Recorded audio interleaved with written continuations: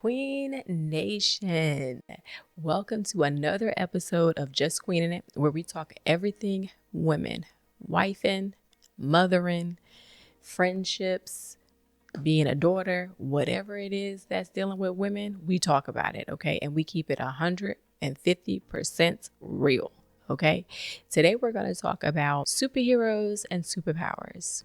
Yes, that's right, because you're a superhero with very, very special and specific superpowers that nobody else can do but you. So, I was talking with one of my viewers, and she was saying how, what most of us think and what we say as far as, just because it looks easy doesn't mean that it is. And a lot of people have said that to me. You make being a wife and being a mother and balancing it all, you make it so easy. You make it look like it's so easy. But in the back of my head, I'm like, little do you know, okay? Like if we keeping it 100, little do you know, it was a struggle getting up this morning. It was a struggle to cook that meal. It was a struggle to get up at 2 a.m. with a sick child. It was a struggle to help your fourth grader with homework. It was a struggle to go to that PTA meeting. It was a struggle to go to that game. Not that I don't enjoy it, not that I don't want to do it, not that I don't love doing certain things, but it's still a struggle. Just because I love to do it doesn't make it less of a struggle. Okay, because we as women, just like anyone, we get tired. We get tired mentally, we get tired physically, we get tired emotionally, we get tired spiritually. Like, Lord have mercy. Like, the struggle be real. Okay. So even though we make it look easy, does not mean that it's always easy. Okay. And you and we do have superpowers and we are able to balance it all. We are able to, work a full-time job and then come home and clean. That's another episode. But not that we should, but a lot of times we do, right? I cook almost every night. But that's because I love to cook for my family. That's something that I love to do. Do I feel like doing it every night? Absolutely not. Not when it's 7 of us. Absolutely not. It's a lot of us. You know what I mean? But I love to cook for my family. I don't always feel like doing it, but I love to do it, right? And whether you work outside of the house, whether you work inside of the house, it doesn't matter. Everybody's idea of a mother, of a mom or mommy is different. Everybody's way of mothering is different, but it does not mean that one way is better than the other. It does not mean that one person is better than the other. That's not what that means. It's just different. Okay. And we have to respect each other's different. Okay. So don't think that because you do something your way, but yet you're seeing somebody on social media do something their way, does not mean that you have to jump over and start doing what they do. Now, if there's some things that they do that you like, that you want to try, by all means do it. But don't feel like you have to. Don't feel like that's what you have to do.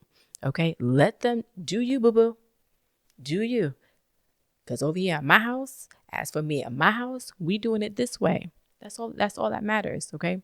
But you're a superhero, and your superpowers are designed especially for you. Right. How many Hulks are there? Right.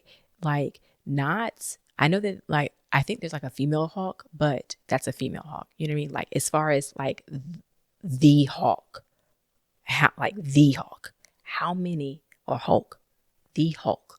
I said Hulk, Hulk, the Hulk. How many Hulks are there? There's only one. He's the only one that can transform the way that he transforms. He's the only one that can, jump from here to there like he can. He's the only one that can do it as he does it, precisely exactly how he does it, right? How many Batmans are there? How many Spider-Mans are there? There's a lot of Batman movies. There's a lot of Spider-Man movies. There's a lot of different people who played each of those characters, but you can always tell which movie, which character played which Batman. Like you could always tell because there's going to be something different. It's not, but now if there's the same, if the movie is exactly the same, you're like, okay, that's the same person, right? Because it's only one, because he can only do it just like that. He can only jump just like that. He can only make a facial expression just like that. He's the only one that can do it just like that, right? But then when you switch it over to another Batman or another Spider-Man or what have you, you're like, oh no, that's a different one, because the other one, he won't looking like that, or he won't talking like that. It's different. It's the same thing with being a mother, with being a wife. It is different. Everybody was created differently. There is even twins, identical twins don't even, and what's crazy is identical twins can have a lot of the same features. They can behave a lot in the same aspect, but at the end of the day, they are 100% different. How they talk, what they do, how they respond to things, it's going to be different, right? So don't feel like you have to jump the bandwagon onto another bandwagon to be like or do what others do. It's not, because what's crazy is I can't do what you do, how you do it, and you can't do what I do, how I do it. But what's even more profound is that I should not want to do what you do, how you do it. And you definitely shouldn't want to do how I do what I do when I do it. Like, you know what I mean? And I'm sure people who have one child or two children are probably looking at me with 5 kids like, yeah, nah, I can't do that. You know what I mean? Like, it's just, everybody is different. So don't feel like you have to be like the next person, because you do not. Okay, your superpowers were designed exactly for you. Now, even though you are a superhero, even though you have these amazing superpowers, even though you do a phenomenal job, even though like you are just off the chain, you just out here queening it and you are doing your thing, even though you are out here just queening it and you are doing your thing, let me tell you a secret. Everybody needs help sometimes. Even you, the one that has it all together, the one who, cooks 7 nights a week, the one who is a stay-at-home mom and is just doing her thing, or the one who works 5 to 7 days a week and 40 plus hours a week and still come home and cook and clean and help with homework. Even those women, the ones who are not doing those things, the ones who are doing this, it doesn't matter. Everyone needs help sometimes. And that is okay. Don't feel like you have to do it by yourself. You don't, and you shouldn't. You don't have to do it by yourself. And it doesn't matter what type of help you ask for. It doesn't matter if you need mental help, if you need emotionally, if you need help that way, if you need help physically, it doesn't matter how you get help. Some help is better than no help. Okay, let's go back to the Hulk. Even the Hulk, with all of his powers, with all of his strength, how smart he is, even he needs help in keeping calm so that way he doesn't transform at the wrong point in the wrong time. Okay? Even he has help with his friends. He has help with the watch that's on his wrist. Even he needs help. And then if you notice in the first Hulk, he's like chaotic. It's like chaotic. He's just transforming, all times of the day, all times of the night. Like he's just off the chain, right? But as soon as he got help, As soon as he got the watch, as soon as his friends realized and he realized, and they came together and realized what they needed to do to help him keep calm in the right moments. There's scenes where you see them. Hulk, focus on me. Hulk, hear my voice. And he has to close his eyes and he has to tune in to his friend's voice. He has to tune in to what his watch is doing on his wrist to keep him calm. And then once he gets control over that, like the next Hulk movie, like you see him like, it's like a totally different, like it's like an organized chaos, right? Like he'll be like, oh yeah, I'm not gonna transform today. Not right now. Oh, I need to transform right now. Okay. You know what I mean? Like he had it down to the T. That goes for you too. You have to know when to delegate. You have to know when to ask for help. And you do not need to be ashamed. It does not make you less of a mother. It does not make you less of a wife. It does not make you less of a friend or a daughter. It does not make you less of a woman just because you ask for help. I respect a woman who knows her weaknesses just as much as she knows her strengths. Because when you can acknowledge and know your weaknesses, you know when you realize that there's always room for growth. There's always room to evolve. And you know mentally and you know physically and spiritually and emotionally you have not arrived yet because nobody has. And to be honest with you, before Jesus comes back, I don't think nobody will arrive. So we have to stop putting so much pressure on ourselves, thinking that we have to do it all by ourselves. Nobody has to do it by themselves. Nobody should have to do it by themselves. Nobody should want to have to do it by themselves. If you have kids, if you have a spouse, delegate that thing. And I'm talking to myself too, because majority of it I'll do myself.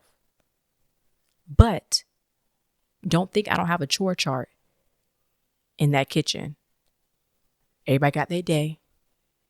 And we switch it up. It's not everybody doesn't have the same chore every day. We switch it up so it don't get boring. We have detailed cleaning on Sunday because I'm not gonna be the only one that's getting down, hands and knees, and getting under stuff, moving stuff. No. Delegate. And I promise you, if you delegate and you learn to ask for help, it will make your life so much more easier. And it will make your family's life easier, because when you don't delegate and you're trying to do it all yourself, you get tired, you get exhausted, you get drained. I can't play with our toddler if I'm tired or I'm asleep. I can't help our high schoolers with a project if I'm tired or if I'm sick, because that's another thing too, because when we get drained, when we get exhausted, when we get tired, that is our body communicating with us, telling us to sit down somewhere, take it easy, take a break, chill out, get somewhere. And when you don't listen, then your body will force you to listen. And I speak against sickness, I speak against diseases, I speak against all of that right now in the name of Jesus. But your body communicates with you and will tell you when you need to chill out. I believe that if you learn to delegate and you learn to ask for help, then you won't have to worry about your body forcing you to take a break. I'd rather take a break on my own terms. I'd rather take a break and chill out and relax on my own terms. I'd rather go to work on my own terms. I'd rather, clean on my own terms. I'd rather do things on my own terms, right? So if anyone tells you that DMS is not a real thing, depleted mother syndrome, which is just a fancy medical term for exhaustion, and the first word itself, depleted, that's enough by itself. If you are depleted, meaning completely empty, have nothing, you have nothing to give, then what are you giving? If you have nothing to give, what can I give you? You asking me for candy, but I have no candy. You asking me for quality time as your wife, but I have no time. I have no energy. You're asking me as a toddler to play with you, but I'm exhausted. You're asking me to help you with your school projects, but I don't have time. I don't have the energy. I don't even have the mental capacity to even help you with a project. I don't even have the mental capacity to figure out what I'm about to do or what we're about to have for dinner, let alone help you with a project. If I have nothing, I can't give nothing. So ask for help. Hey, me over here. Me. Help me. Say it with me. Help me, right? Help me. Oh, and it just blessed me because what sound does H make? Right? You're releasing, right? Help me, right? I've just released. It's such a release when you get help. It may be hard to ask for it, but when you get it, it's just like, oh, thank you for that help. Right? The word help. Help me. Say it with me. Help me. Release. Feels so much better. I don't have to do it by myself. I'm married. I have kids. I have family. I have a community. I have church family. Help me. Don't be afraid to use the word help. Help. Use it. Use it. There are so many words that us as mothers, we feel is like, if we use it,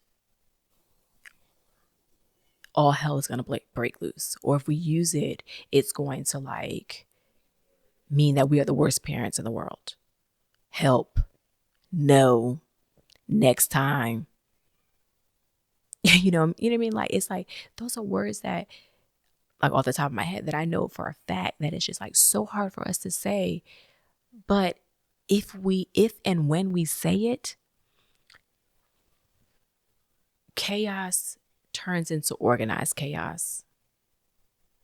Because just because you get help doesn't mean that you're not going to still feel like, because especially if you're like me, because even when I delegate, even when I ask for help, sometimes I'm still like, did you do that right? Did you wipe underneath that couch? You know what I mean? Like, you still kind of overseeing it. But it's so much easier to be a supervisor and manager and oversee you doing it than to see myself doing it. Ask for help. It's okay. And when you ask for help, just because you're asking for help doesn't mean that your superpowers are now taken away or you are no longer a superhero. That's not what that happens. That's not what that is. Asking for help is just the wisdom to know how to use your superpowers. Delegation can be a superpower. Come on, somebody. You better use that superpower. What? Just because you ask for help, just because you delegate it doesn't take away from you being a good mom. It doesn't take away from your superpowers, from your title of being a superhero. It doesn't take away from it. It doesn't. Once again, going back to the Hulk, just because he chooses when and where to transform doesn't mean that when he needs to transform, he can't. It just means that when he needs to transform, because he was wise enough to not transform when he thought it was needed, but it really wasn't, he saved the energy and he saved himself. So that way, when he really was needed to transform, he was able to transform, and he had so much more to give because he wasn't exhausted from always changing. He wasn't exhausted from always smashing things. He was wise enough to only transform when it was really needed. So you have to know, and you have to learn, and you have to not be afraid to only transform when it is needed, when it's really needed. Not because you feel like nobody can do it like you, not because you feel like if you don't do it, it won't get done, but when you really, really need to do it, that's when you transform. And I guarantee you, if you save it and you wait for those really needed moments, that S on your chest just gets bigger. That hat on your head just gets bigger. You'll be able to wear it with more authority and more, with more grace and more power. Don't be afraid to use it. Don't be afraid to use it. Don't be afraid to use the word help. Don't be afraid to use your superpowers, including delegation, and only transform when it's really, really needed. This race that we call life, it's a very long race. It can be a very long race, but it can also be a very short one. If you do not take care of yourself, if you do not delegate, if you do not do what you need to do for yourself, for mentally, physically, spiritually, emotionally, this journey, this race, life can be very short. When they say that stress kills, they're not playing. It's real. When people who are doing these marathon races, and you hear about some of them passing out from exhaustion, it's real. Do you think that if they pass out from exhaustion, they're able to get right back up and finish the race? Nah. You're going to have to get checked out from somebody, somewhere. They don't want them lawsuits on them. The way that you make it to the end of the race is you have to stop for water. You have to stop to rest. You have to stop to take a breather. You have to stop to catch your breath. This is not a race that you can keep going, and never, ever, ever take just a moment. Take a minute, take a break. Refuel by eating, refuel by drinking water. The same thing comes with being a woman, with being a mom, a wife. You cannot finish the job that God gave you, because that's part of our job, part of our, part of our gift, part of our job, is we were here, what we were created for. We were put here to nurture, to love, and to give, right? But we cannot do that if we do not take time to refuel. If you take a look at everything in life, everything has to have a time to go, a time to stop, a time to refuel. Everything. A car, it's going to go, it's going to stop, but you also need to refuel it. Otherwise, it ain't going nowhere. Plants, they're going to grow.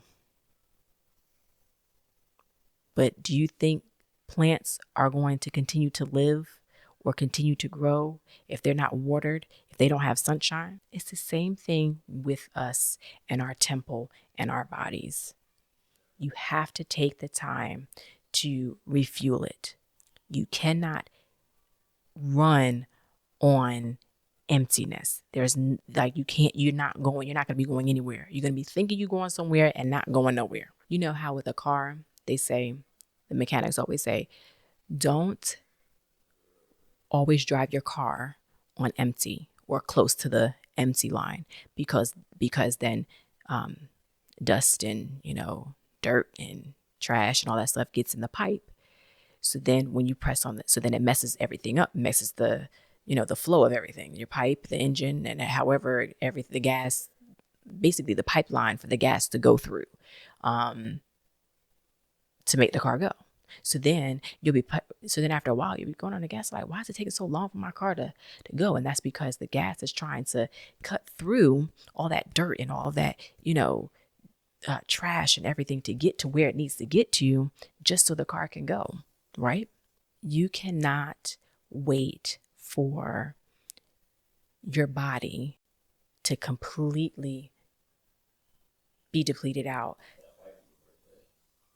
before you try to refuel it, because then it's going to take longer for you to get to where you need to get to. It's going to take longer for you to recover. You can't do it. As soon as you feel like you need a refuel, as soon as you feel like you need some gas, go get some gas. Go refuel. As soon as you figure it out, as soon as you feel like it. Oh, I'm a little tired today. Got to take a quick break. Got to take a shower. Got to do what I need to do. Get myself together. Because if you don't, and you just keep going, and you just keep going and keep going, your body is going to be, instead of being refueled with the things that your body needs mentally, spiritually, emotionally, physically, it's going to be fed with negative things. It's almost like when you become depleted, it's almost like sometimes you start to get delusional a little bit too. When you're so exhausted, and that's medically, that's facts, right? Because when you get